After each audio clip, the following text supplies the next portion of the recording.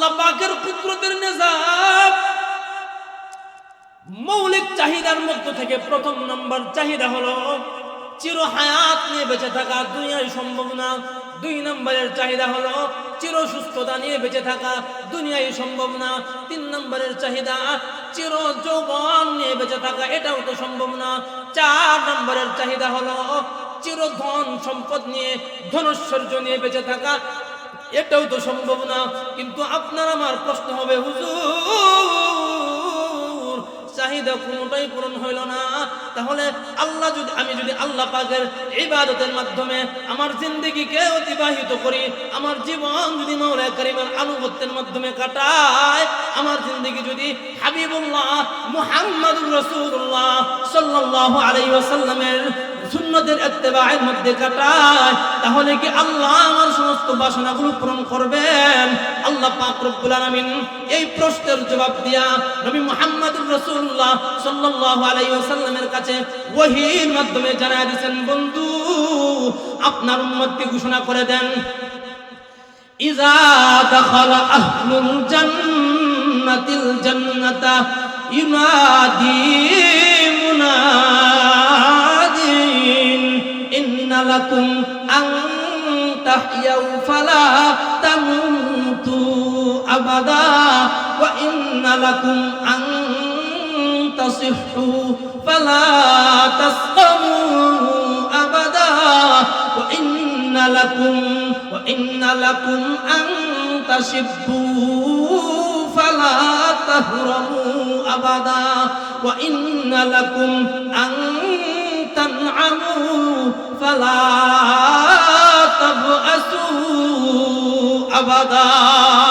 আল্লাহ পাক রব্বুল আলামিন তার নবীর মাধ্যমে জানায় দিয়েছেন, বন্ধু আপনার উম্মতকে ঘোষণা করেন, যেই সমস্ত সৌভাগ্যবান ব্যক্তিদেরকে আমি আল্লাহ নিজ অনুগ্রহে জান্নাতে প্রবেশ করাবো, আমি আল্লাহ যাদেরকে জান্নাতের মালিক বানায় দিব, তাদেরকে জান্নাতে প্রবেশ করানোর পরপরই আমি আল্লাহর পক্ষ থেকে একজন ঘোষক পাঠিয়ে দিব।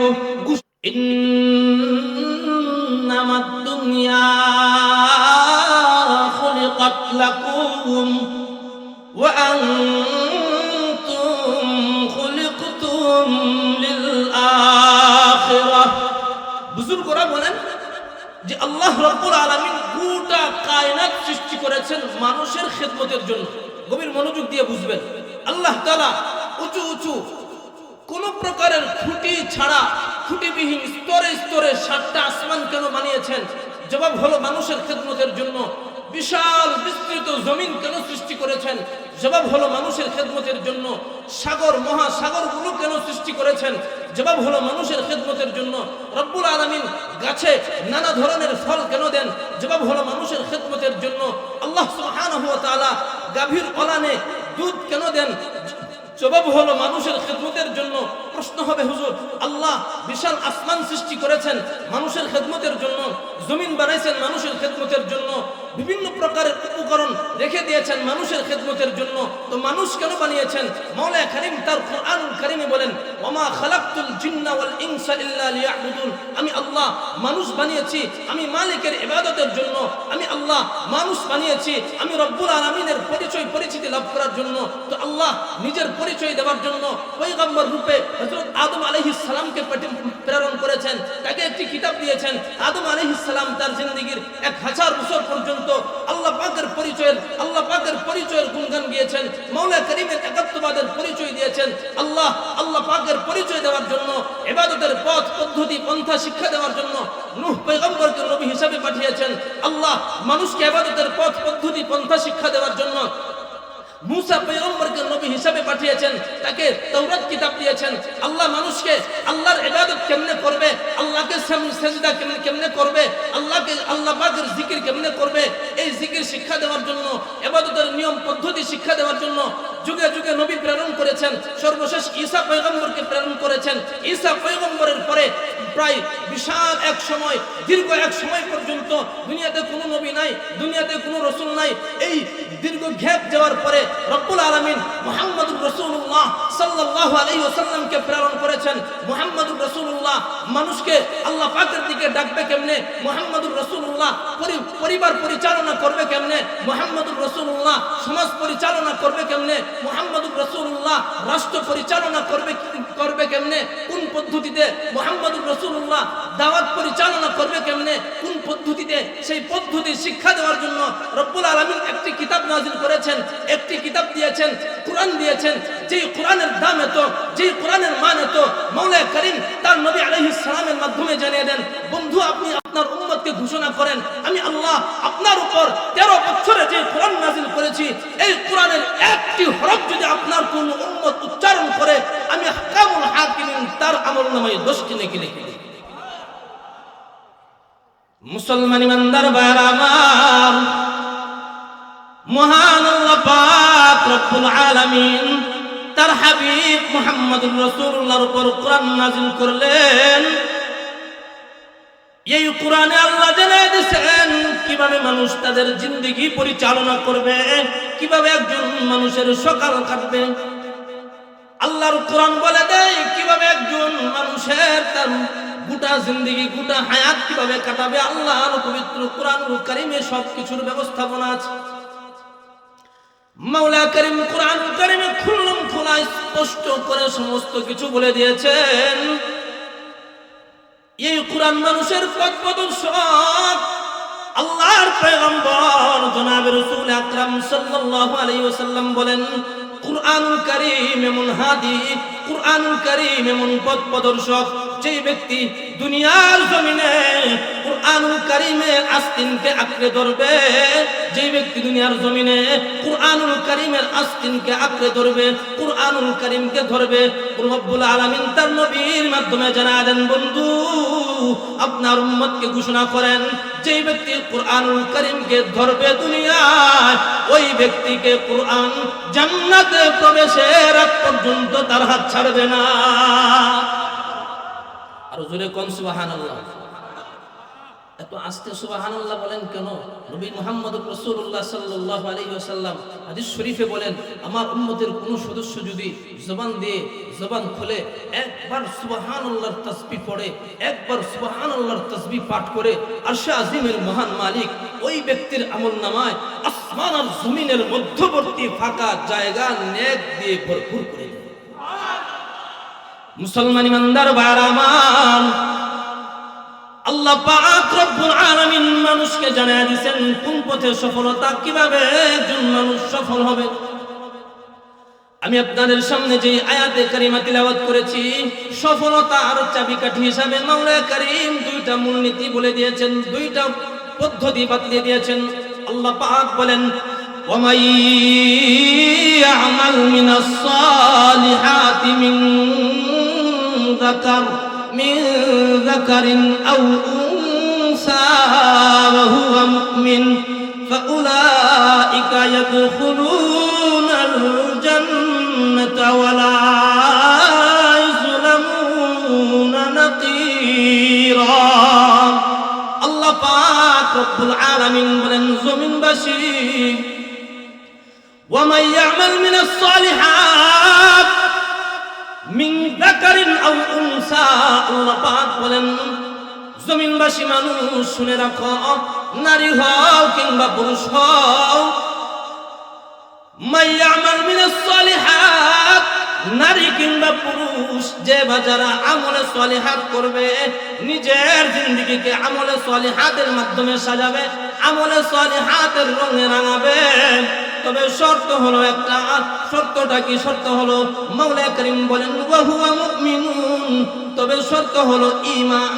মহান আল্লাহ পাক রব্বুল আলামিন বুঝাতে চান, হে পৃথিবীর মানুষ, তুমি যদি নিজেকে মুমিন বানায়া, তুমি যদি তোমার অন্তরে আমি রব্বুল আলামিনের প্রতি বিশ্বাস স্থাপন করে, তুমি যদি তোমার অন্তরে আখিরাত দিবসের প্রতি বিশ্বাস স্থাপন করে, তুমি যদি তোমার অন্তরে কবরের প্রতি বিশ্বাস স্থাপন করে, তুমি যদি তোমার অন্তরে পরজগতে মাওলা কারীমের সামনে জবাব দিতে হবে, এই বিশ্বাস স্থাপন করে নিজেকে মুমিন বানাও, নিজেকে পরিপূর্ণ ঈমানদার বানাও। এরপরে নারী হও কিংবা পুরুষ হও, যদি প্রথমে তোমার নিজেকে ঈমানদার সাব্যস্ত করো, এর পরবর্তীতে যদি তোমার পুরা জিন্দেগিকে আমলে সালিহাতের মাধ্যমে কাটাও, তোমার সকাল যদি আমলে সালিহাতের মাধ্যমে কাটে, তোমার বিকাল যদি নেক কর্মের মাধ্যমে কাটে, তোমার রাত্র যদি আমলে সালিহাতের মাধ্যমে অতিবাহিত হয়, তোমার দিন যদি আমলে সালিহাতের মাধ্যমে কাটে, বরং তোমার গোটা জিন্দেগির ৬০-৭০ বছরের হায়াত যদি নেক আমল করতে করতে অতিবাহিত হয়, আল্লাহ পাক তার কালামে বলেন ফাউলাইকা ইয়াদখুলুনাল জান্নাহ। মাওলা কারীম আল্লাহ পাক রব্বুল আলামিন বলেন, নেক কর্ম সম্পাদনকারী নারী পুরুষ ঈমান আনয়ন করার পরে, মুমিন হওয়ার পরে, নেক কর্মশীল নারী পুরুষ মরতে দেরি আমি আল্লাহর তৈরি আবাদুল আবাদ সুখের ঠিকানা জান্নাতে প্রবেশ করতে দেরি হবে না। মুসলমান ইমানদার ভাইরা আমার, আল্লাহ পাক রব্বুল আলামিন সমস্ত পৃথিবীর মানুষ যদি ঈমান আনয়ন করে এবং নেক কাজ করে তাহলে জান্নাত দিবেন। আল্লাহ জান্নাত দিবেন, তবে শর্ত করেছেন দুইটা। ১ নম্বরের শর্ত ঈমান, ২ নম্বরের শর্ত আমলে সালিহাত। ঈমানের শর্ত করেছেন, বলেছেন ঈমান আনতে হবে, তোমাদের অন্তরে ঈমানের নূর ঢুকাতে হবে, আমি মাওলা কারীমের মারিফতের নূর ঢুকাতে হবে। এখন প্রশ্ন করলাম, প্রভু আমরা যদি ঈমান আনয়ন করি, ঈমান তো আপনার প্রতি আনতে হবে, এবার বলে দেন গো আমাদের ঈমানটা কোন রঙের হবে, আমাদের ঈমানটা কোন ঢঙের হবে, আমাদের ঈমানের মাপ কাঠে আছে কিনা। মাওলা কারীম তার কালামে বলেন আমিনু কামা আমানান নাস। আল্লাহ পাক রব্বুল আলামিন বলেন, পৃথিবীর মানুষ তোমরা ঈমান আনয়ন করো। কেমনে আমরা? কামা আমানান নাস, যেভাবে মানুষেরা ঈমান আনয়ন করেছে। মুফাসসিরিন একরাম বলেন, মানুষ বলতে আসহাবু মুহাম্মাদিন তথা মুহাম্মদুর রাসূলুল্লাহর সাহাবীরা যেভাবে ঈমান আনয়ন করেছে, আল্লাহ বুঝাতে চান, হে জমিনের মানুষ তোমরা ঈমান আনয়ন করো। কেমনে করবা জানোনি? আবু বকর সিদ্দিক যেভাবে ঈমান আনয়ন করেছে, তোমরা তোমাদের ঈমানকে বানাও। উমর যেভাবে তার ঈমানকে বানিয়েছে, তোমরা তোমাদের ঈমানকে সাজাও। হযরত আলী তার ঈমানকে যেভাবে সাজিয়েছেন, তোমরা তোমাদের ঈমানকে সাজাও, যেভাবে হযরত উসমান তার ঈমানকে সাজিয়েছে। আপনি আমি প্রশ্ন করলাম, প্রভু আমরা যে ঈমানকে সাজাবো আবু বকরের রঙে, আমরা যে ঈমানকে সাজাবো হযরত উসমানের রঙে, আমরা যে ঈমানকে সাজাবো হযরত আলীর রঙে, বিনিময়ে কি পাবো? আল্লাহ পাক বলেন ফাইন আমানু বিমিসলি মা আমানতুম বিমিসলি মা আমানতুম বিহি ফাকাদ ইহতাদাও। রে জমিনবাসী মানুষ, ঈমান যদি সাহাবীদের রঙে হয়ে যায়, আমি আল্লাহ তোমাদেরকে হেদায়েত দান করব। আর আমি আল্লাহ যাকে হেদায়েত দেব তাকে তো নামাজের তৌফিকও দিয়ে দিব। আমি আল্লাহ যাকে হেদায়েত দেব তাকে তো রোজার তৌফিকও দিয়ে দিব। আমি আল্লাহ যাকে হেদায়েত দেব তাকে তো তাহাজ্জুদ পড়ারও তৌফিক দিয়ে দিব। আমি আল্লাহ যাকে হেদায়েত দেব তাকে তো জিকির করার মতো তৌফিক দিয়ে দিব।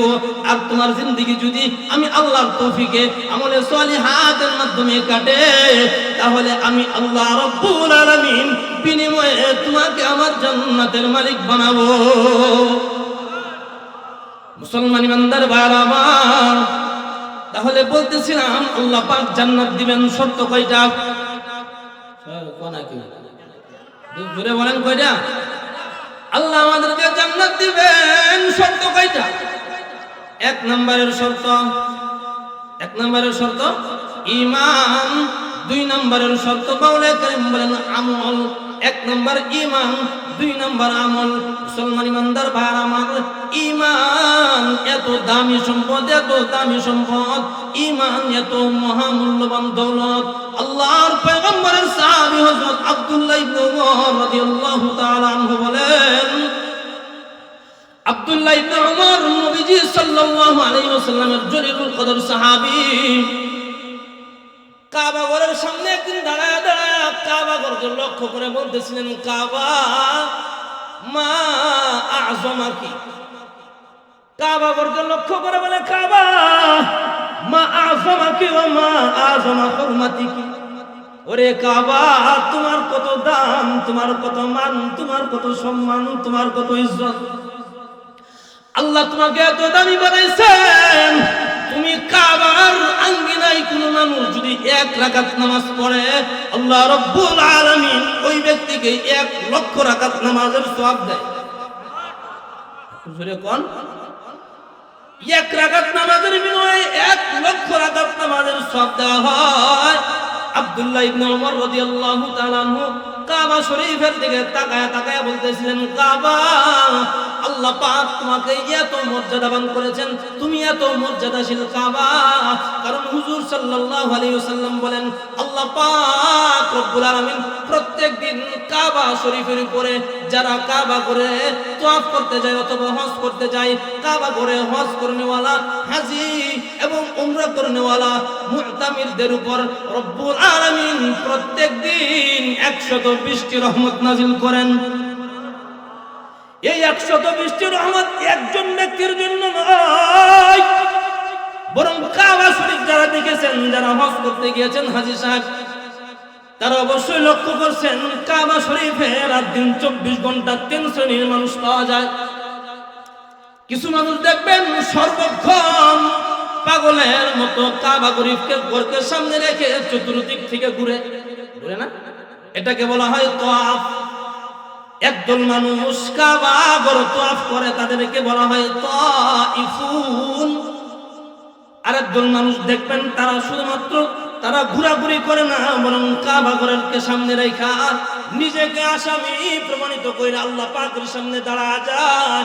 নামাজের মুসল্লায় দাঁড়ায় থাকে, কখনো আল্লাহর কুদরতের কদমে সিজদায় লুটে পড়ে। সুবহানা রাব্বিয়াল আলা, সুবহানা রাব্বিয়াল আযীমের তাসবিহ পড়ে।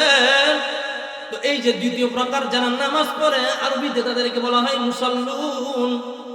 তৃতীয় আরেক প্রকারের মানুষ দেখবেন তারা তাওয়াফও করে না, নামাজও পড়ে না, তবে তারা দেখবেন চোখ থেকে গর গর গর গর করে পানি ছাড়ে, মুখ দিয়ে যেন বিড় বিড় বিড় করে কি বলে কাবা শরীফের দিকে তাকায়া তাকায়া বলতে থাকে, কাবা, দূরদেশ থেকে তোমাকে দেখতাম আর অন্তরে লালন করতাম। আরে কাবাকে যদি দেখতে পারতাম, কাবার গিলাফে যদি একটু হাত লাগাইতে পারতাম, হজরে আসওয়াদে যদি একটু চুমু খাইতে পারতাম, আরে কাবা, তোমাকে দেখে তো অন্তর জোড়ায় না, তোমাকে দেখে তো চোখের তৃপ্তি আসে না, তুমি এত মর্যাদাবান কাবা। আল্লাহর পয়গম্বর বলেন, এমনি ভাবে যে সমস্ত মানুষেরা তাওয়াফ করে, তাওয়াফকারীদের কাবা শরীফ তাওয়াফ করে, তাওয়াফ করনেওয়ালাদের জন্য মওলা কারীম 60টি রহমত বরাদ্দ রেখেছেন। যারা নামাজ পড়ে তাদের জন্য 40টি রহমত বরাদ্দ করেছেন। আর যারা শুধুমাত্র 2 নয়নে মুহাব্বতের নজর নিয়ে কাবা শরীফের দিকে তাকায়া তাকায়া কাবা দেখে, আল্লাহ রাব্বুল আলামিন তাদের উপর খাস ভাবে 20টি রহমত নাজিল করেন। মুসলমান ইমানদার ভাইরা আমার, বলতেছিলাম হযরত আব্দুল্লাহ ইবনে ওমর রাদিয়াল্লাহু তাআলা আনহু কাবা শরীফের দিকে তাকায়া তাকায়া বলতেছিলেন, ওরে কাবা, আল্লাহ পাক রব্বুল আলামিন তোমাকে দামি করেছেন, তোমাকে সম্মান দিয়েছে, তবে মনে রাখো, ওয়াল মুমিনু আ'যামু ইনদাল্লাহি হুরমাতাম মিনকি। তুমি কাবার তো দাম হওয়া সত্ত্বেও, তুমি কাবার তো মান হওয়া সত্ত্বেও, আল্লাহ পাক রব্বুল আলামিন যেই ব্যক্তিকে ঈমানের দৌলত দান করেছেন, আল্লাহ পাক রব্বুল আলামিন যাকে মুমিন হওয়ার তৌফিক দিয়েছেন, যে ব্যক্তি আল্লাহকে বিশ্বাস করে, যে ব্যক্তি কোরআন বিশ্বাস করে, যে ব্যক্তি নবী বিশ্বাস করে, যে ব্যক্তি হাসর বিশ্বাস করে, যে ব্যক্তি মিজান বিশ্বাস করে, যে ব্যক্তি ফুলসিরাত বিশ্বাস করে, ওরে কাবা, এমন একজন বিশ্বাসী মুমিনের দাম আল্লাহ রাব্বুল আলামিনের কাছে তুমি কাবার চাইতেও কোটি কোটি গুণ বেশি। মুসলমান ইমানদার ভাইরা আমার, আল্লাহ পাক রব্বুল আলামিন মুমিন মুসলমানদের দাম দিয়েছেন কম না বেশি? জোরে কোন? ইমানদারের দাম কম না বেশি? এই যে ইমানদারের দাম আল্লাহ পাক রব্বুল আলামিন তাকে এত দামি করেছেন, এই দাম দামি হওয়ার কারণে মাওলা কারীম তাকে কিছু দায়িত্ব দিয়েছেন। কারণ যেই ব্যক্তি মুমিন হবে তার দ্বারা সমস্ত কাজ করা সম্ভব না। যেই ব্যক্তির অন্তরে ঈমান আছে, যার অন্তরে ঈমানের নূর আছে, ওই ব্যক্তি ঈমানের নূর দিয়ে রাতের অন্ধকারে মসজিদের দিকে আসবেন। সুবহানাল্লাহ, জোরে কোন? যেই ব্যক্তির অন্তরে ঈমানের নূর আছে, সেই ব্যক্তি গুনাহের পথটাকে দেখে ফেলবে। গুনার পথ দেখা মাত্রই গুনার পথ বর্জন করে মসজিদের পথ ধরবেন। আল্লাহ পাক রব্বুল আলামিন মুমিন মুসলমানদের এত দামি করেছেন, মুমিন মুসলমানদের এত দাম দিয়েছেন কেন জানেননি? কারণ আল্লাহ তো মুমিনকে শুধু মুমিন বানান নাই, বরং তাকে কিছু গুণ দিয়েছেন। কুরআনুল কারীম পাঠ করলে দেখা যায় আয়াতে আয়াতে আল্লাহ তাআলা মুমিনদের গুণাগুণ বর্ণনা করেছেন। ও মুমিন, তুমি যে আমি আল্লাহর প্রতি ঈমান আনয়ন করেছো, তোমার গুণ কি হবে? তুমি কোন গুণের গুণী হবা? তোমার ভিতরে কোন গুণ থাকতে হবে? কি কি সিফাতে মুত্তাসিফ হতে হবে? আল্লাহ পাক রব্বুল আলামিন কুরআনুল কারীমে মুমিন ব্যক্তির অনেকগুলো গুণ বর্ণনা করেছেন। এর মধ্যে একটা গুণ হলো আল ইস্তিকামাতু আলাল ঈমান, ঈমানের উপর অটলতা, অবিচলতা। বলেন মুমিনের অনেক গুণের মধ্য থেকে একটা গুণ কি?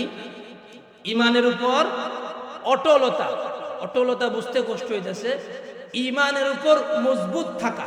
কি বলেন সবাই? বলেন ঈমানের উপর, আবার বলেন ঈমানের উপর অটল থাকা, অবিচল থাকা। তাহলে কুরআনুল কারীমে আল্লাহ পাক মুমিন ব্যক্তির অনেক সিফাতের কথা বলেছেন, মুমিন ব্যক্তির অনেক গুণের কথা আলোচনা করেছেন। এর মধ্য থেকে একটা গুণ, মুমিনের একটি সিফত, সেটি হচ্ছে ঈমানের উপর অবিচল থাকা, ঈমানের উপর মজবুত থাকা। কি বলেন তো? এই একটা বলতে থাকি, সময় যদি কোলায়, সময় যদি হয় তাহলে সামনে বাড়বে। বলেন আল্লাহর কোরআনে আল্লাহ তাআলা মুমিন ব্যক্তির অগণিত গুণের কথা বলেছেন। এর মধ্য থেকে একটা গুণ কি? হ্যাঁ, একদম পাস করছে আর সবাই ঘুমাইতেছে। বলেন কি? আপনারা রাগ হইতেছে?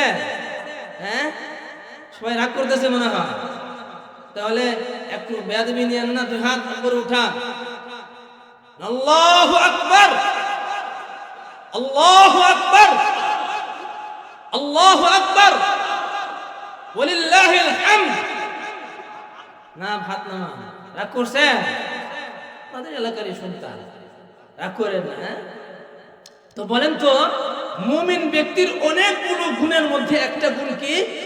ঈমানের উপর মজবুত থাকা। আল্লাহ তাআলা বলেন ইন্নাল্লাযীনা ক্বালু রাব্বুনাল্লাহ, মহান আল্লাহ পাক রব্বুল আলামিন বলেন ইন্নাল্লাযীনা ক্বালু, নিঃসন্দেহে যে সমস্ত মানুষেরা বলবে রব্বুনাল্লাহ, মুহাব্বত লাগায় বলেন আমাদের রবকে। ঈমানদার ঈমানের শক্তি দিয়া মুহাব্বতে বলেন আমাদের রবকে। আর একটু জোরে মায়া লাগায় বলেন আমাদের রবকে। আল্লাহ পাক রব্বুল আলামিন বলেন ইন্নাল্লাযীনা ক্বালু রাব্বুনাল্লাহ, নিঃসন্দেহে যে সমস্ত মানুষেরা বলবে আমাদের রব হলো আল্লাহ, সুম্মাস্তাকামু,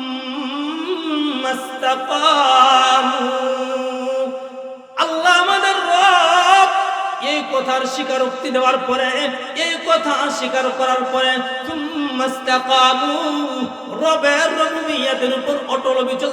দেখবেন অনেক সময় মানুষ এমন হয়, সামান্য মুসিবত আসছে, মুসিবত আসার কারণে বলবে মরার আল্লাহ শুধু আমারই দেখে। আমাদের এলাকায় মানুষ এগুলো বলে না? বলে কিনা? বলে কিনা? দেখবেন মহিলারা এগুলো বলে যে আল্লাহর ঘরের আল্লাহ, খোদার ঘরের খোদা আমারই দেখলে, এগুলো বলে। তো কোন এই যে কথাটা বললো, এটা তো সে আন্দাজ করতে পারে নাই কি বলেছে। রাসূল পাক সাল্লাল্লাহু আলাইহি ওয়াসাল্লাম মিশকাত শরীফের হাদিসে এসেছে, আল্লাহর পয়গম্বর বলেন মানুষ কখনো কখনো নিজের অজান্তে এমন কথা বলে ফেলে, যেই কথা বলার কারণে সে আমল করতে করতে 7 আসমান ছাড়া জান্নাতের একেবারে নিকটবর্তী হয়ে গেছে, কিন্তু নিজের অজ্ঞতা বশত না বুঝে নিজের এমন কথা বলেছে যে কথার পরিণাম তার জানা নাই, যার কারণে এত ঊর্ধ্বে চলে গেছে আমল করতে করতে, সেই লোকটা 7 আসমানের উপর থেকে 7 তবক জমিনের নিচে জাহান্নামে গিয়ে পড়ে। মুসলমান ইমানদার ভাইরা আমার, এজন্য জবানের হেফাজত করতে হবে, জবানকে নিজের নিয়ন্ত্রণে রাখতে হবে, জবান নিজের নিয়ন্ত্রণে রাখতে হবে।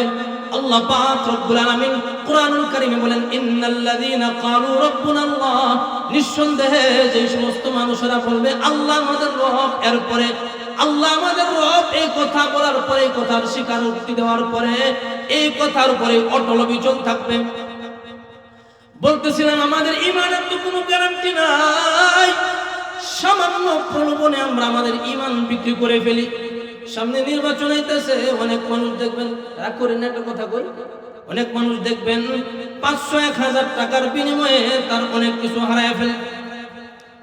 ও ভাইরা আমার, আপনি যেই কোনো দল করতে পারেন, কোনো দলের বিরুদ্ধে বলা আমার এখন দরকারও নাই। যাকে খুশি তাকে ভোট দিবেন, ভোট তো একটা আমানত, আপনি আমানতটা বিক্রি করবেন কোন টাকায়। তো আমাদের ঈমানের কোনো গ্যারান্টি নাই। আল্লাহর পয়গম্বর বলেন, আল্লাহ পাক রব্বুল আলামিন বলেন, যারা আল্লাহকে আল্লাহ বলার পরে, আল্লাহকে আল্লাহ স্বীকারোক্তি দেওয়ার পরে ঈমানের উপর অটল অবিচল থাকবে, সাহাবায়ে কেরাম রিদওয়ানুল্লাহি তাআলা আলাইহিম আজমাইনদের জীবনী অধ্যয়ন করলে, মুতালা করলে দেখা যায় আল্লাহর পয়গম্বরের সাহাবীরা যখন আল্লাহকে আল্লাহ বলে স্বীকার করেছেন, আল্লাহকে আল্লাহ বলে স্বীকারোক্তি দেওয়ার সাথে সাথে তাদের উপরে অকথ্য বর্ণনীয় নির্যাতন শুরু হয়ে গিয়েছে। সংক্ষিপ্ত আকারে একটা উদাহরণ দেই। নবী আলাইহিস সালাতু ওয়াস সালামের একজন সাহাবী, তার নাম হযরত আব্দুল্লাহ রাদিয়াল্লাহু তাআলা। ইসলাম গ্রহণের পূর্বে তার নাম ছিল আব্দুল উজ্জা। সাহাবীর বাবা মারা গিয়েছেন, ধনাঢ্য পরিবারের ছেলে, চাচাদের কাছে থাকেন, চাচাদের কাছে লালিত পালিত হচ্ছেন। হঠাৎ করে আল্লাহর পয়গম্বর মুহাম্মাদুর রাসূলুল্লাহ সাল্লাল্লাহু আলাইহি ওয়াসাল্লামের নবুয়তের আওয়াজ তার কানে গিয়েছে। আল্লাহর পয়গম্বর নবী হয়ে এসেছেন, এই কথা যখন তার কানে গিয়েছে, এই খবর যখন তার কানে গিয়ে পৌঁছেছে, তার অন্তরে ইসলামের প্রতি প্রবল আকর্ষণ জেগেছে। হাবিবে কিবরিয়া মাহবুবে দুজাহান সাইয়্যিদুনা রাসূল আকরাম সাল্লাল্লাহু আলাইহি ওয়াসাল্লামের পবিত্র হাতে হাত রেখে ইসলাম গ্রহণ করেছে। হযরত আব্দুল্লাহ ইসলাম গ্রহণ করেছেন। গোপনে গোপনে তিনি আল্লাহ পাকের তাসবিহাত পড়েন, গোপনে গোপনে নামাজ পড়েন, গোপনে গোপনে তিনি কোরআনুল কারীমের তিলাওয়াত শিখেন, কেউ জানে না। এমত অবস্থায় একদিন তিনি তার চাচাদের কাছে গিয়ে ইসলাম প্রচারের, ইসলাম গ্রহণের কথাটা প্রকাশ করে দিলেন। বললেন, হে আমার পরিবারের মানুষ, আমি তো মুসলমান হয়ে গিয়েছি, আমি তো ইসলাম গ্রহণ করেছি, আমি তো সত্য দিন গ্রহণ করেছি। এই কথা বলার সাথে সাথে হুজুর আসতে পরে দিবেন, আলোচনা বিঘ্ন সৃষ্টি হবে, পরে পরে পরে দিবেন। ইসলাম গ্রহণ করেছে কথা তার পরিবারের কাছে যখন গিয়ে জানানো হয়েছে, তার পরিবারের মানুষ তার বিরুদ্ধে উঠে পড়ে লেগেছে। চাচারা বলে দিয়েছে, আব্দুল্লাহ হয়তো মুহাম্মদের দরবার ছাড়বা, নয়তো আমাদের বংশীয় পরিচয় ছাড়বা। হযরত আব্দুল্লাহ বলেন, ইসলাম তো গ্রহণ করেছি, আল্লাহর পয়গম্বরকে তো বিশ্বাস করেছি, এই যে আমার অন্তরে ঈমানের বিশ্বাস ঢুকেছে, আল্লাহ পাকের মুহাব্বত যে ঢুকেছে, তোমরা আমাকে পরিবার থেকে বহিষ্কার করে দিবে, তোমরা আমাকে বংশের পরিচয় থেকে খারিজ করে দিবে। শুনে রাখো, শুধু তোমাদের পরিবার থেকে নয়, বরং আমি ঈমান আনয়ন করার কারণে যদি তোমরা আমাকে গোটা পৃথিবীর সমস্ত জনৈশ্বর্য থেকে বঞ্চিত করে দাও, তবু এক মুহূর্তের জন্য আমি আমার ঈমান থেকে ফিরে আসতে রাজি না। জোরে কোন সুবহানাল্লাহ। মুসলমান ইমানদার ভাইরা আমার, নবী মুহাম্মদ আরবি সাল্লাল্লাহু আলাইহি ওয়াসাল্লামের সাহাবী হযরত আব্দুল্লাহ রাদিয়াল্লাহু তাআলা আনহুকে তার চাচারা বলে দিল, আব্দুল্লাহ ধর্ম ছেড়ে দাও, আর না হয় আমাদের বাড়ি ছেড়ে দাও। তিনি বলেন, ঠিক আছে, আমি সিদ্ধান্ত নিলাম তোমাদের বাড়িতে থাকবো না, আমি আমার মাহবুবের দরবারে চলে যাব, রাসূলের কাছে চলে যাব। এই বলে যখন তিনি বাড়ি থেকে বের হয়ে যান, চাচারা বলতেছিল, আব্দুল্লাহ তোমার পরনে যে কাপড়টা আছে এই কাপড়টা তো আমাদের টাকায় কেনা, এই কাপড়টা তো আমরা কিনে দিয়েছি, আমাদের পয়সায় তুমি এই কাপড়টা পরতে পেরেছো, সুতরাং তুমি যেহেতু আমাদের কথা মানবা না, মুহাম্মাদের দরবারও ছাড়বা না, আমাদের টাকায় কিনা কাপড়টা রেখে যাও, কাপড়টা দিয়ে যাও। হযরত আব্দুল্লাহ রাদিয়াল্লাহু তাআলা আনহু বলেন, ঠিক আছে তোমাদের কাপড়টা দিয়ে গেলাম। একেবারে বিবস্ত্র হয়ে গিয়েছে, মায়ের কাছে গিয়ে বলে, মা গো যা দেখো আমার চাচারা আমার শরীর থেকে কাপড় খুলে নিয়েছে, ও মা একটু খন্ড কাপড় দাও, এক টুকরা কাপড় দাও, আমি আমার লজ্জা স্থানটা দেখে বিশ্বনবী রাহমাতুল লিল আলামিনের কাছে যাব। হযরত আব্দুল্লাহ রাদিয়াল্লাহু তাআলা আনহু আল্লাহর পয়গম্বর সাল্লাল্লাহু আলাইহি ওয়াসাল্লামের দরবারে চলে গেলেন, মায়ের কাছ থেকে এক খন্ড কাপড় নিয়ে, এক টুকরা কাপড় নিয়ে লজ্জাস্থানটা কোন মতো ডেকেছেন। রাহমাতুল লিল আলামিনের দরবারে গিয়ে বলেন, পয়গম্বর রাহমাতুল লিল আলামিনের বাড়ির আঙ্গিনায় যখন তিনি গিয়েছেন, আল্লাহর পয়গম্বর তখন হুজরাত শরীফের ভিতরে গভীর রজনী শীতের রাত্রিতে আব্দুল্লাহ বাহিরে দাঁড়ায় আল্লাহর পয়গম্বর নিজের হুজরাত শরীফ থেকে বের হবেন সেই অপেক্ষায় অপেক্ষমান ছিলেন। এমত অবস্থায় আল্লাহর পয়গম্বর যখন তার বের হওয়ার সময় হলো, হুজরাত শরীফ থেকে বের হয়ে আসলেন, হুজুর সাল্লাল্লাহু আলাইহি ওয়াসাল্লাম লক্ষ্য করলেন দূরে কেমন যেন একটা লোক দেখা যায়, চেহারা পরিষ্কার বোঝা যায় না, কে যেন দাঁড়ায় আছে। আল্লাহর পয়গম্বর দেখলেন একজন মানুষ দাঁড়ায় শীতে কাঁপতেছে। রাসূল বলেন, কে গো তুমি এখানে দাঁড়ায় শীতে কাঁপতেছো, তোমার আবার দেখা যায় পরনে কাপড় নাই। হযরত আব্দুল্লাহ বলেন, হুজুর আমার নাম আব্দুল মুসা, গত কিছুদিন পূর্বে আপনার পবিত্র হাতে হাত রেখা আমি ইসলাম গ্রহণ করেছিলাম। ইসলাম গ্রহণ করার কারণে, ঈমান আনয়ন করার কারণে আমার পরিবারের মানুষ আমাকে বাড়ি থেকে বের করে দিয়েছে। বাড়ি থেকে যখন আমি চলে আসি, আমার পরিবারের মানুষ আমার পরনের কাপড়গুলো পর্যন্ত খুলে রেখে দিয়েছে। ইয়া রাসূলুল্লাহ, ইয়া হাবিবাল্লাহ, আল্লাহর পয়গম্বর, ওগো নবী, এমত অবস্থায় আমি শীতের মধ্যে দাঁড়িয়ে কাঁপতেছিলাম, আর আপনার বের হওয়ার অপেক্ষা করতেছিলাম। ওগো নবীজি, আমার পরিবারের মানুষ আমার উপর যত নির্যাতন করেছে, আমার উপর যত আক্রমণ করেছে, আমার উপর যত জুলুমই করেছে, আপনার নূরানি চেহারা মুবারক দেখার সাথে সাথে আমার অন্তরের সমস্ত কষ্ট মুহূর্তের জন্য বিলীন হয়ে গেছে। মুসলমান ইমানদার ভাইরা আমার, সাহাবীদের ঈমান ছিল এমন, ঘটনা অনেক দীর্ঘ।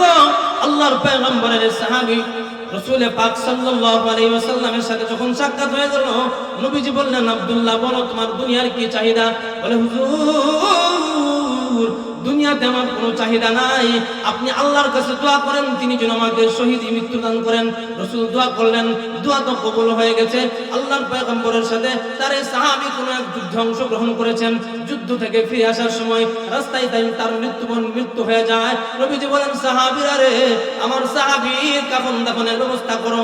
যখন তার কাফন দাফনের ব্যবস্থা করা হলো, আল্লাহর পয়গম্বর সাহাবীদেরকে বললেন, কবর খুঁড়ো। নবীজি সাল্লাল্লাহু আলাইহি ওয়াসাল্লামের আদেশে সাহাবা একরাম যখন কবর খুললেন, আল্লাহর পয়গম্বর রাহমাতুল লিল আলামিন নিজে তার সাহাবী আব্দুল্লাহর কবরে গিয়ে নামলেন এবং সাহাবীদেরকে বললেন, সাহাবীরা রে, দে আমার আব্দুল্লাহর লাশটা আমার হাতে দে। আল্লাহর পয়গম্বর যখন বললেন, সাহাবা একরাম তাদের আব্দুল্লাহ রাদিয়াল্লাহু তাআলা লাশটা আল্লাহর পয়গম্বরের হাতে দিলেন। আল্লাহর পয়গম্বর হযরত আব্দুল্লাহর লাশটা উপরের দিকে উঠায় বলে, প্রভু হ্যাঁ, এই যে আমার আব্দুল্লাহ, তোমার প্রতি ঈমান আনয়ন করার কারণে, তোমাকে বিশ্বাস করার কারণে, তোমার নবীকে বিশ্বাস করার কারণে, তোমার কোরআনকে বিশ্বাস করার কারণে নিজের বংশ পরিচয় ছাড়তে হয়েছে, নিজের পরিবার থেকে বহিষ্কৃত হয়েছে। প্রভু, আমার আব্দুল্লাহকে আমি নবীর কুল থেকে তোমার রহমতের কুলে দিলাম, নাও আমার আব্দুল্লাহকে তোমার রহমতের চাদর দিয়ে আবৃত করে নাও। হুজুরে কোন মুসলমান ইমানদার ভাইরা আমার, এই ছিল সাহাবায়ে কেরামের ইস্তেকামত, এই ছিল সাহাবায়ে কেরাম ঈমানের উপর তাদের যে মজবুতি ছিল। সাহাবায়ে কেরাম ঈমানকে কিভাবে আঁকড়ে ধরেছেন, এজন্য আল্লাহ পাক কোরআনে কারীমে বলেন, ইন্নাল্লাযীনা ক্বালু রাব্বুনাল্লাহ, মহান আল্লাহ পাক রব্বুল আলামিন বলেন, নিঃসন্দেহে যে সমস্ত মানুষেরা বলবে আমাদের রব হলো আল্লাহ, সুম্মা ইসতাকামু, এরপরে ঈমানের উপর অটল অবিচল থাকবে। আল্লাহকে রব বলে স্বীকার করার পরে এই কথার উপরে অটল অবিচল থাকবে। মাওলানা কারীম যখন এই কথা কোরআনে নাযিল করলেন, এই কথা বললেন, আপনার আমার অন্তরে স্বাভাবিকভাবেই প্রশ্ন জাগবে, হুজুর আল্লাহর প্রতি ঈমান আনয়ন করার কারণে ঈমানের উপর তো অটল থাকতে হবে, অবিচল থাকতে হবে। আমি যে ঈমানের উপর কষ্ট করে অবিচল থাকবো, আমি যে ঈমানের উপর অবিচল থাকবো, বিনিময়ে আমি কি পাবো? বিনিময় হিসাবে আমি কি পাবো? আল্লাহ পাক রব্বুল আলামিন আপনাদের এই প্রশ্নের জবাবে কোরআনে কারীমের আয়াতের পরবর্তী অংশ বলেন, তাতানাজ্জালু আলাইহিমুল মালাইকা আল্লা তাখাফু ওয়া লা তাহজানু। আল্লাহ পাক রব্বুল আলামিন বলেন, যেই সমস্ত মানুষেরা আল্লাহকে আল্লাহ স্বীকারোক্তি দেওয়ার পরে দুনিয়াতে অবিচল থাকবে, অটল থাকবে, তাদের মৃত্যুর সময় রব্বুল আলামিন ফেরেশতা পাঠিয়ে দিবেন, ফেরেশতারা তাদেরকে জান্নাতের সুসংবাদ দিবে। মৃত্যুতে কোনো কষ্ট থাকবে না। এখন আপনারা বলবেন, হুজুর মৃত্যুতে তো কষ্ট হয়, দেখা যায় মানুষ অনেক সময় চোখ বের করে দেয়, অনেক মৃত্যুর কষ্ট হয়, মানুষ আমরা দেখতেও পারি। তো এই মানুষের মৃত্যুর যে কষ্ট হয় না, এই কথাটা খুব সুন্দর করে মরহুম রাইসুল মুফাসসিরিন হযরত জুবায়ের আহমদ আনসারী রাহমাতুল্লাহি আলাইহি খুব সুন্দর উপমা দিতেন, খুব সুন্দর উদাহরণ দিতে পারতেন। হুজুর বলেন যে মানুষের মৃত্যুর কষ্ট হবে না কেমনে জানো? যে আমি একবার দেখলাম একটা যুবক ছেলে মাটি কাটতেছে, কিন্তু মাটি কাটার এত কষ্টের মধ্যেও তার মুখে আনন্দের ছাপ, খালি হাসি খুশি। বারবার আয়েশা বলে, আরে তাড়াতাড়ি উড়া পড়ে দাও, সময় হয়ে যেতেছে, 4টা বাজে যেতেছে। হযরত বলেন, আমার মনে কৌতূহল জাগলো, কিরে এত কষ্টের মাটি কাটার কাজ, মেহনত তার শরীরে লাগেই না, কি ব্যাপার? হযরত রাহমাতুল্লাহি আলাইহি বলেন, আমি তখন তার দেখি যে লঙ্গির এদিকে একটু উঁচা জায়গা দেখা যায়, আমি দিলাম ধরে টান, দেখে একটা চিঠি বের হয়েছে।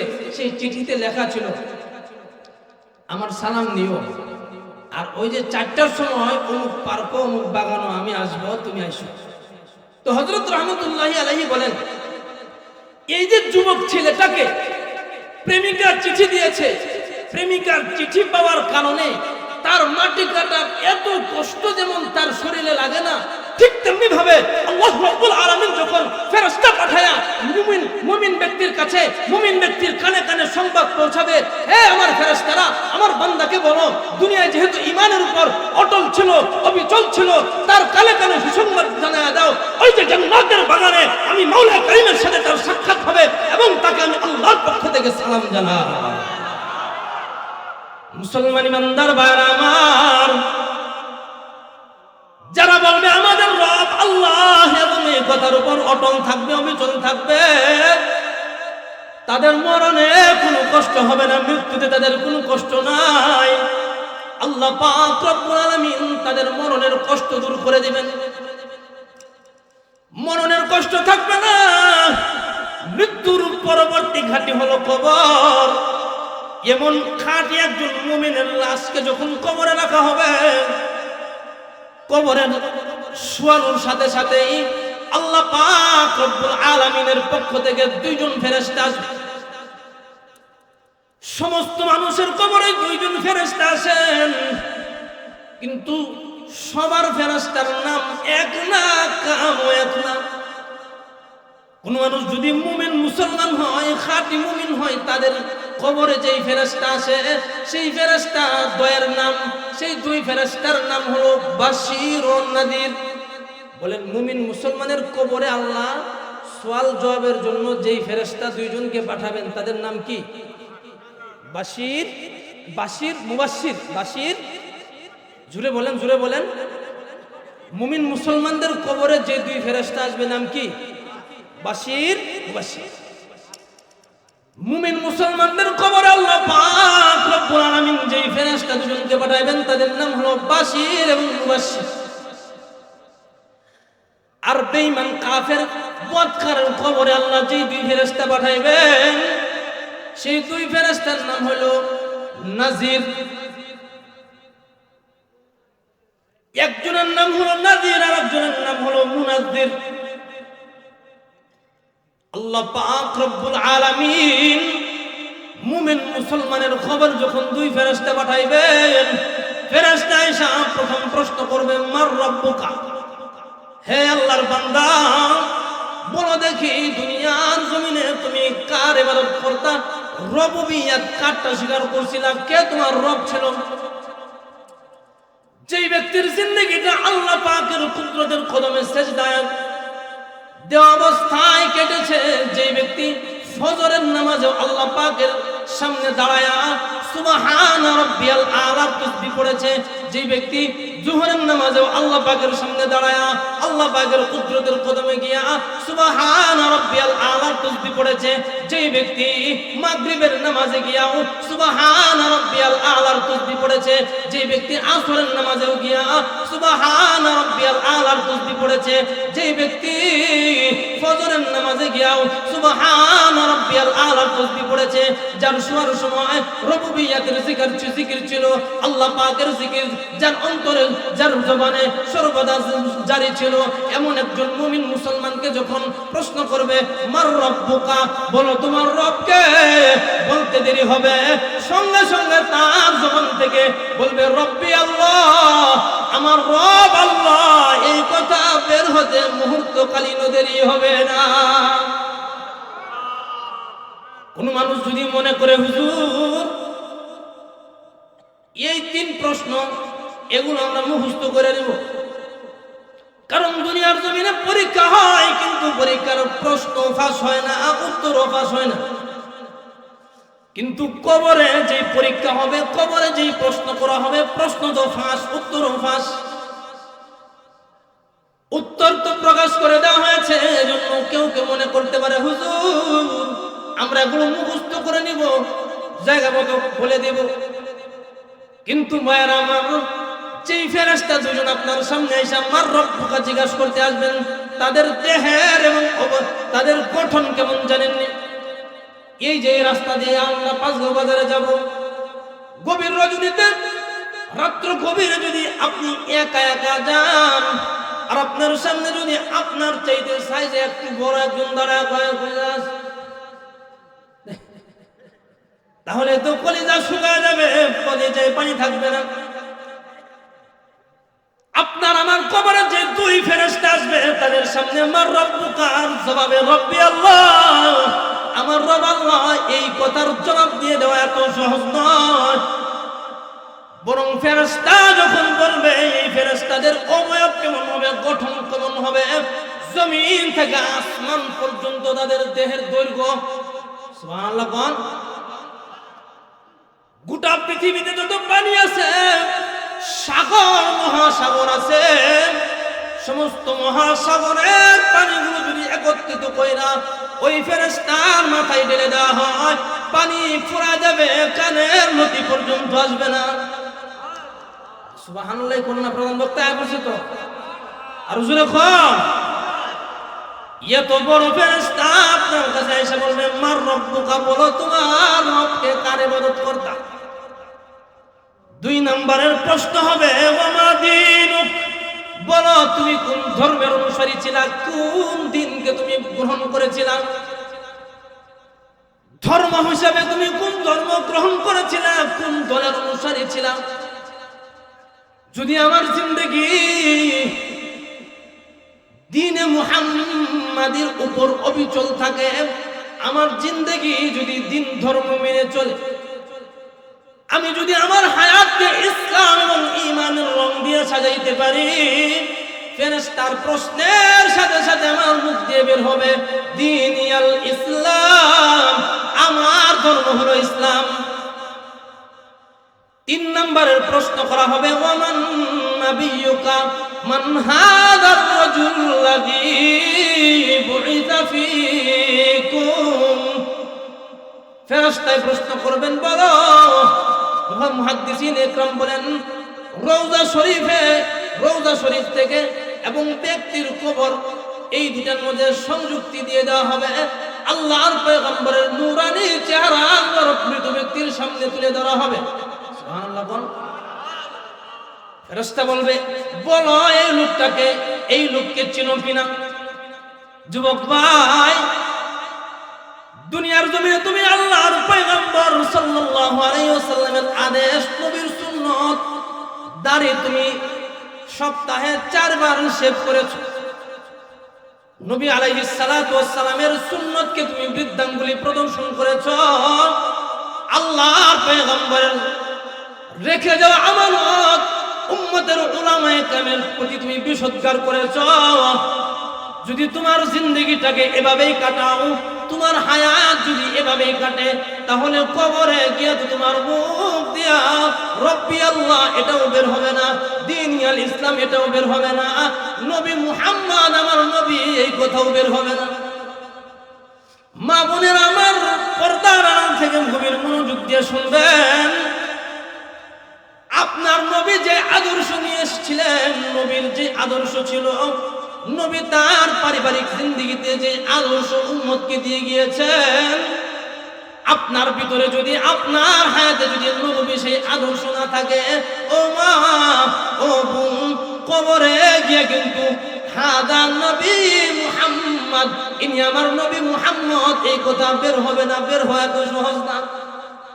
পক্ষান্তরে যুবক ভাই, তোমার জিন্দেগি যদি আল্লাহর হাবিবের সুন্নতের উপর কাটে, তোমার জিন্দেগি যদি মুহাম্মাদুর রাসূলুল্লাহর সুন্নতের ইত্তেবায়ের মধ্যে কাটে, তোমার জিন্দেগি যদি আল্লাহর পয়গম্বর সাল্লাল্লাহু আলাইহি ওয়াসাল্লামের পদাঙ্ক অনুসরণের মধ্যে কাটে, ও মা ও বোন, তোমার জিন্দেগি যদি হুজুর আকরাম সাল্লাল্লাহু আলাইহি ওয়াসাল্লামের বাতলানো পথ পদ্ধতি পন্থায় কাটে, তাহলে ফেরেশতা যখন জিজ্ঞাসা করবে মার রব্বুকা, হে আল্লাহর বান্দা, হে আল্লাহর বান্দি, তোমার রবকে, তখন সাথে সাথে মুখ দিয়ে জবাব বের হবে রব্বি আল্লাহ, আমার রব হলো আল্লাহ।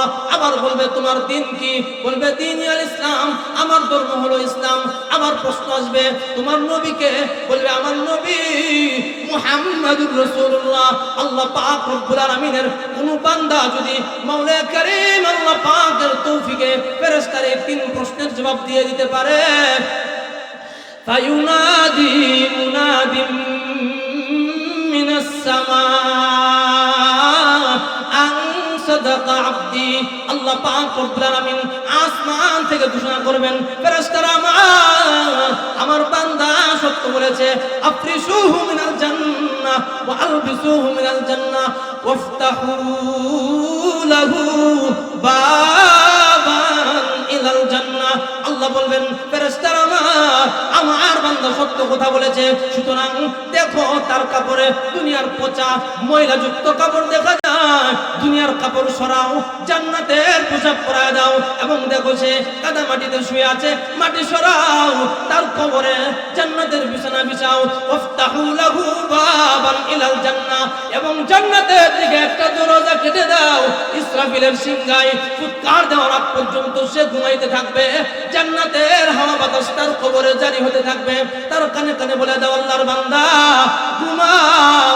যেদিন তুমি প্রথম বিবাহ করেছিলে, ওই স্ত্রীর সাথে যখন তুমি প্রথম রাত্রিতে ঘুমিয়েছিলা, বাসর রাত্রে স্বামী স্ত্রী যেভাবে ঘুমিয়েছিলা, আজকের এই দিনে যেহেতু আল্লাহ পাকের প্রশ্নে তুমি ফাঁস করেছো, আল্লাহ পাকের প্রশ্নে যেহেতু তুমি উত্তীর্ণ হয়েছ, মাওলা কারীম আল্লাহ পাকের পক্ষ থেকে ঘোষণা, ঘুমাও। ইসরাফিলের সিংহায় ফুৎকার দেওয়ার আগ পর্যন্ত কোন মানুষ তোমাকে ডিস্টার্ব করতে আসবে না। কষ্ট হইতেছে? ছেড়ে দিতাম। মুসলমান ইমানদার ভাইরা আমার, তাহলে এই যে কবর আমাদের সামনে আছে, কবর আমাদের সামনের ঘাঁটি, কবরের পরবর্তী ঘাঁটি হলো হাসর, হাসরের পরবর্তী ঘাঁটি হলো মিজান, মিজানের পরবর্তী ঘাঁটি হলো ফুলসিরাত। মৃত্যুর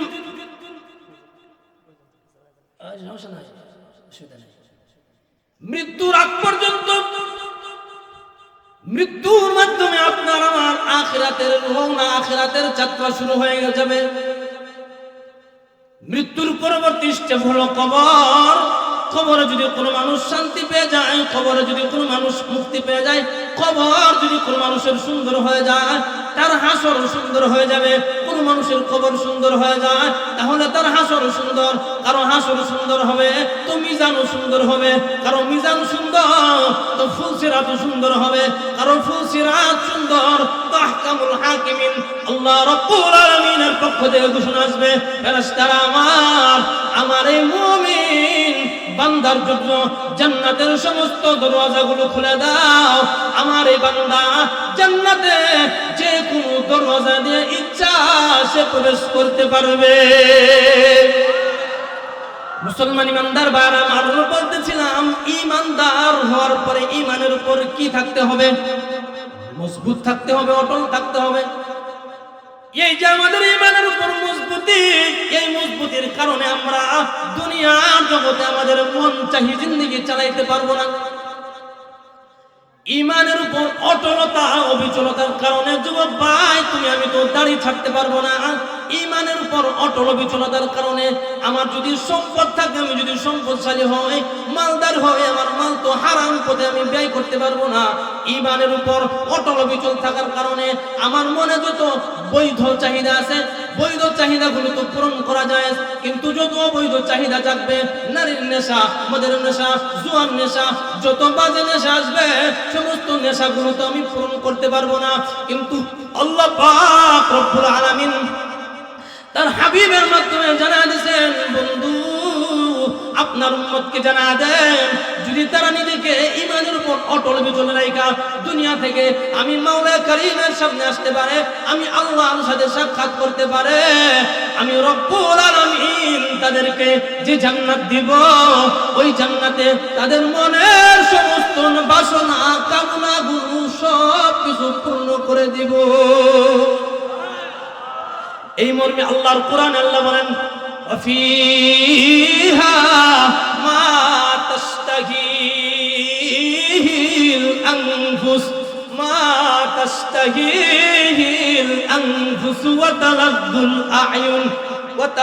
الأعين وأنتم فيها خالدون। মহান আল্লাহ পাক রব্বুল আলামিন তার নবী আলাইহিস সালাতু ওয়াস সালামের উপর কালামুল্লাহ নাযিল করে জানায়া দিয়েছেন, বন্ধু ঘোষণা করে দেন, আপনার উম্মতকে বলে দেন, আমি আল্লাহ তাদেরকে যে জান্নাত দিব, এই জান্নাতে তাদের মনের যত চাহিদা থাকবে, মনের সমস্ত চাহিদা বাসনাগুলোকে আমি আল্লাহ পূরণ করব। জান্নাতি মানুষ নারী পুরুষ একসাথে, স্বামী স্ত্রী একসাথে হাঁটতে থাকবে। দুনিয়াতেও সমুদ্র সৈকত আছে কিনা? আছে কিনা? সমুদ্র সৈকত আছে কিনা? অনেক মানুষ তো মনে, ঠিক না, এই যে সমুদ্র সৈকতে যাওয়ার তৌফিক হয় নাই, কিন্তু মনে তো চাহিদা রয়ে গেছে। আবার কারো কারো চাহিদা, আমার স্ত্রীর হাত ধরে ধরে যদি আমি বিশাল বড় উদ্যানে ঘুরতে পারতাম, এই চাহিদা তো দুনিয়ায় পূরণ হয় নাই। আল্লাহ পাক রব্বুল আলামিন আপনাকে আমাকে ঈমানের কারণে আমলে সলিহাতের বিনিময়ে যে জান্নাত দান করবেন। এই যে এখানে যারা মুরব্বীরা আছেন, যাদের দাড়ি পেকে গেছে, যারা জওয়ানি পেরিয়ে মোটামুটি বার্ধক্যের দিকে এগুচ্ছেন, প্রত্যেক মানুষকে আল্লাহ পাক রব্বুল আলামিন পরিপূর্ণ যুবক বানায় জান্নাতে প্রবেশ করাবেন। সুবহানাল্লাহ। আল্লাহ পাক রব্বুল আলামিন আপনাকে পরিপূর্ণ যুবক বানায় জান্নাতে প্রবেশ করাবেন। জান্নাতি নারী পুরুষ স্বামীর আঙ্গুলিতে ধরে স্ত্রী হাঁটতে থাকবে। সমুদ্রের মাছ এই দম্পতিকে সালাম দিতে থাকবে, আসসালামু আলাইকুম, আসসালামু আলাইকুম। সুবহানাল্লাহ। মাছের জবান আল্লাহ পাক রব্বুল আলামিন খুলে দিবেন। মাছ বলতে থাকবে, সাহেব আমাকে কি মেহেরবানি করে বক্ষণ করবেন? মন চাইনি আমাকে কি মহান মেহেরবানি করে বক্ষণ করবেন? আমাকে কি হাজত আছে? যদি বলে হ্যাঁ তোমাকে খাবো, মাছ আবারও বলবে, সাহেব মেহেরবানি করে বলেন আমি কোন আইটেমে আপনার কাছে আসবো, টেমুটুর ঝোল দিয়ে নাকি ভুনা হয়ে? সুবহানাল্লাহ। কোন দুনিয়াতে আপনার চাহিদা যেমন ছিল, যেইভাবে যে আইটেমে আপনি বলবেন, আল্লাহর কুদরতে জান্নাতের সমুদ্রের মাছ অটোমেটিক আপনার চাহিদা অনুযায়ী খাবারের টেবিলে এসে উপস্থিত হবে। আপনি এবং আপনার স্ত্রী সামনাসামনি বৈশা সমুদ্র বন্দরের কাছে মৃদুমন্দ হাওয়া বাতাস বইতে থাকবে, আপনার স্ত্রীকে মুখোমুখি বসায়া মুতাকাবিলিন, আল্লাহর কোরআনে আল্লাহ বলেন মুতাকাবিলিন, সামনে সামনে বৈশা একজন আরেকজনের দিকে তাকায়া তাকায়া খাবার খাবে। খাবারের এত সুস্বাদু, খাবার এত সুস্বাদু থাকবে, আল্লাহ পাক খাবারকে এত সুস্বাদু দান করবেন, সেখানে আপনার মলমূত্র ত্যাগের কোনো প্রয়োজন পড়বে না। বরং জান্নাতি মানুষ যতই খাবার খাবে, খাবার খাওয়ার পরে ঢেকুর দিবে, সঙ্গে সঙ্গে সমস্ত খাবার হজম হয়ে যাবে। এবার খাবার খাই শেষ, সামনে তো টেবিল আছে, এই টেবিলটাকে আল্লাহ খাবার বানায় দিবেন। সঙ্গে সঙ্গে জান্নাতি মানুষ ওই টেবিলটাকেও খাবার হিসাবে গ্রহণ করবে। সুবহানাল্লাহ কোন উড়ন্ত পাখিগুলো বলবে, হুজুর ও জনাব, আমাকে কি আপনার খাবারের প্রয়োজন আছে? যদি বলে হ্যাঁ, সঙ্গে সঙ্গে পাখি বুনা হয়ে তার সামনে উপস্থিত হয়ে যাবে। আল্লাহ পাক রব্বুল আলামিন সমস্ত মুমিন মুসলমানদের বাসনা কামনাগুলো জান্নাতে পূরণ করবেন। তবে এই পৃথিবীতে যত মানুষ বসবাস করে, সমস্ত মানুষের মৌলিক চাহিদা হলো চারটা। নারী কিংবা পুরুষ, যুবক কিংবা বৃদ্ধ, শিক্ষিত কিংবা অশিক্ষিত, শহরের মানুষ কিংবা গ্রামের মানুষ, সমস্ত মানুষের মৌলিক চাহিদা বলেন কয়টা? এই পৃথিবীতে যত মানুষ বসবাস করে, কোন মানুষ মরতে চায় না, চির হায়াত নিয়ে বেঁচে থাকতে চায়, ঠিক না? কি শত মানুষ আছে, সমস্ত মানুষ চির হায়াত নিয়ে বেঁচে থাকতে চায়, কোন মানুষ মরতে চায় না। কারণ আপনার যদি সক্ষমতা থাকতো, তাহলে আপনার বাবাকে আপনি যে কোনো মূল্যে রেখে দিতেন, ঠিক না ভাই? কিন্তু এই যে আল্লাহর বিধান, মানুষকে মরতে হবে, মাওলা কারীম মওতকে লিখে দিয়েছেন। বরং যে মানুষের যখন মৃত্যুর সময়, আল্লাহর কোরআন বলে লা ইস্তাখিরুনা সাআতাও ওয়া লা ইস্তাকদিমুন, মৃত্যুর সময় যখন ঘনিয়ে আসবে, এক মুহূর্তকালীন সময় এদিক সেদিক হবে না। আপনার দুনিয়ার যত কাজই বাকি থাকুক না কেন, ফেরেশতা যখন চলে আসবে, মাওলা কারীমের পক্ষ থেকে যখন ঘোষণা হয়ে যাবে, সঙ্গে সঙ্গে আপনার জান কিন্তু কবজ করে নিয়ে যাবে। তাহলে সমস্ত মানুষের মৌলিক বাসনা হলো, মনের চাহিদা হলো চির হায়াত নিয়ে বেঁচে থাকা। এগুলো খুব গভীর করে মনোযোগ সহকারে শুনে। মৌলিক চাহিদা কয়টা? এক নাম্বার, চির হায়াত নিয়ে বেঁচে থাকতে চায়, কোন মানুষ মরতে চায় না। দুই নম্বরের চাহিদা, দুই নম্বরের মৌলিক চাহিদা হলো সমস্ত মানুষ চির সুস্থতা নিয়ে বেঁচে থাকতে চায়, কোন মানুষ অসুস্থ হতে চায় না। বরং সামান্য থেকে সামান্য সর্দি জ্বর হলেও মানুষ মেডিসিন গ্রহণ করে। এর দ্বারা বোঝা যায় কোন মানুষ তার অসুস্থতার হালতটাকে পছন্দ করে না, চির সুস্থতা নিয়ে বেঁচে থাকতে চায়। কিন্তু দুনিয়ার জমিনে তো চির সুস্থতা নিয়ে বেঁচে থাকা সম্ভব নয়। সুস্থতা নিয়ে বেঁচে থাকা, চিরতরে সুস্থতা নিয়ে বেঁচে থাকা সম্ভব নয়। কোন মানুষ ছিল না, এখনো আছে, এখনো নেই, ভবিষ্যতেও থাকতে পারবে না। তাহলে দুই নম্বরের মৌলিক চাহিদাটাও পূরণ হবে না। তিন নম্বরের মৌলিক চাহিদা হলো সমস্ত মানুষ এই জমিনে চির যৌবন নিয়ে বেঁচে থাকতে চায়, ঠিক না? ঠিক। যাদের দাড়ি পাকছে, মনটা চায় না যে পিছনে ফিরে যেতে, হ্যাঁ? মনটা চায় না যে এখন 33 বছর আমি চায়নি, হ্যাঁ? সমস্ত মানুষের মৌলিক চাহিদা হয় যে আমার যদি জোয়ানিটা সারা জীবন থাকতো তাহলে দেয়া দিতাম। মুরব্বীরা কয় সময়টা নাই রে, আগের সময়টা নাই। তো এই যে মানুষের চির হায়াত নিয়ে বেঁচে থাকার চাহিদা, চির সুস্থতা নিয়ে বেঁচে থাকার চাহিদা, চির যৌবন নিয়ে বেঁচে থাকার চাহিদা, এই তিন চাহিদার কোনোটাও পূরণ হয় না। চার নম্বরের চাহিদা হলো ধনের চাহিদা। সমস্ত মানুষ চায় সম্পদ নিয়ে চিরকাল বেঁচে থাকতে, ঠিক না? ঠিক।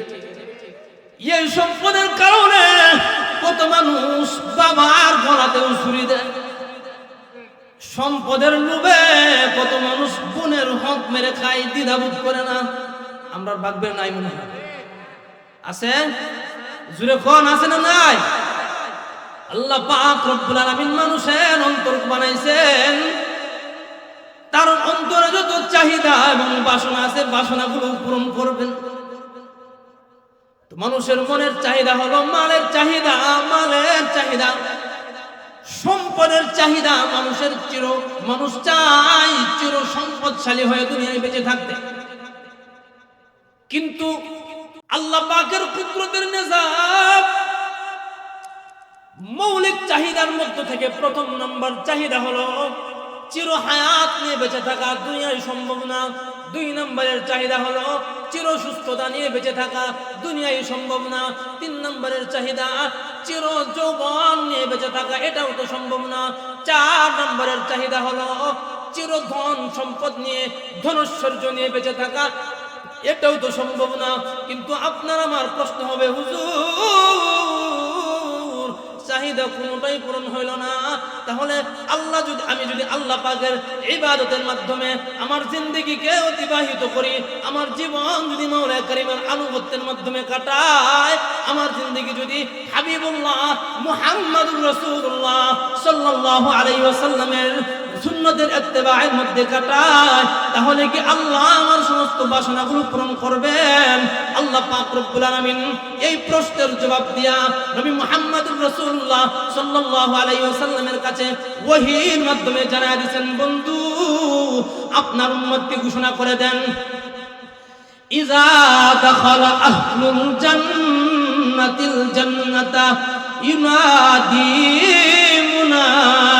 মুনাদিন ইন্না লাকুম আন তাহইয়াউ ফালা তামুতু আবাদা ওয়া ইন্না লাকুম আন তাসিহু ফালা তাসকামু আবাদা ওয়া ইন্না লাকুম আন তাশিব্বু ফালা তাহরামু আবাদা ওয়া ইন্না লাকুম আন তানআমু ফালা তাবআসু আবাদা।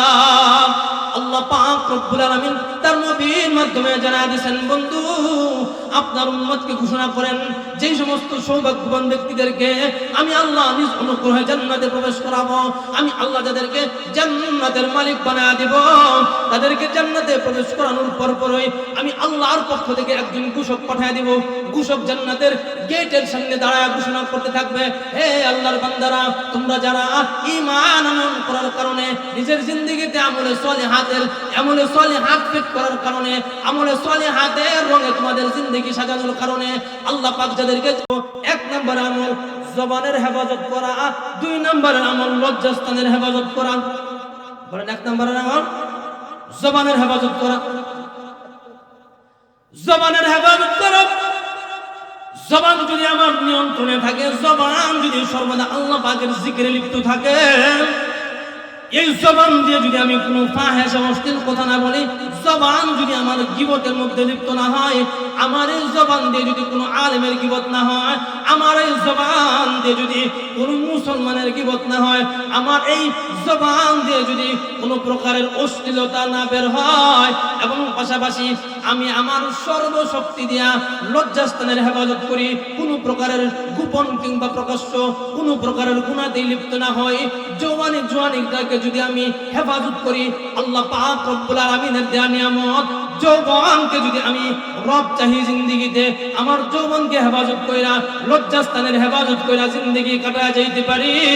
রাসূল বলেন, জবানের হেফাজত, লজ্জাস্থানের হেফাজত, এই 2 আমল যদি আমার উম্মত করতে পারে, আমি মুহাম্মদ তাদের জান্নাতে প্রবেশের জিম্মাদার।